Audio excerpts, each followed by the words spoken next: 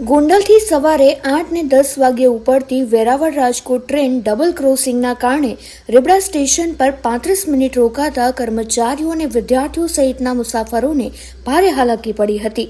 આ મુદ્દે યુથ કોંગ્રેસના પ્રમુખ પ્રતિપાલસિંહ ઝાલાએ ભક્તિનગર, ગોંડલ અને રીબડા સ્ટેશન પર ઉગ્ર રજૂઆત કરી હતી। તેમણે ક્રોસિંગ રીબડાને બદલે ભક્તિનગર ખાતે આપવાની માંગ કરી છે। આજરોજ અમે ગોંડલ રેલવે સ્ટેશન ખાતે જે નવી પોરબંદર ટ્રેન ચાલુ થઈ છે એના હિસાબે સવારની 2 લોકલ ટ્રેન જે બહુ મોડી પહોંચે છે એના હિસાબે જે રોજગાર જાતા નોકરીએ જતા અને વિદ્યાર્થીઓ લોકોને બહુ મુશ્કેલી પડી રહી છે।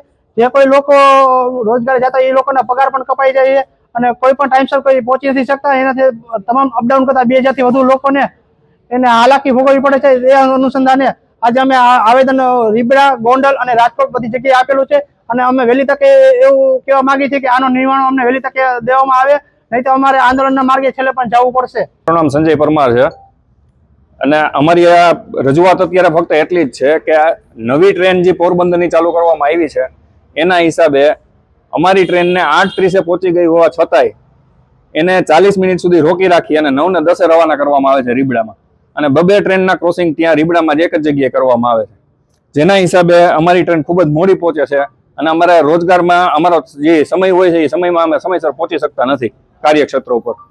એટલે અમારી રજૂઆત ફક્ત એટલી જ છે કે આ ટ્રેનને 20 મિનિટ કે 30 મિનિટ જેટલી મોડી કરવામાં આવે પોરબંદરની નવી જે ટ્રેન ચાલુ થઈ છે એને, જેના લીધે અમે એને ભક્તિનગર ક્રોસિંગ કરી દઈએ ને તોય અમે સમયસર પહોંચી શકીએ।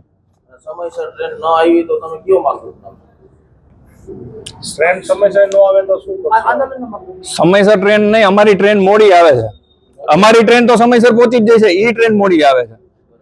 ડબલ ક્રોસિંગ કરવામાં આવે છે, પેલા એક લોકલ ને પાસ કરવામાં આવે, પછી ઓલી ટ્રેન ભક્તિનગર થી નીકળી ન હોય નીકળે, અમે ઉભા પહોંચી ગયા હોય ત્યાર પછી એ ટ્રેન નું ક્રોસિંગ કરવામાં આવે।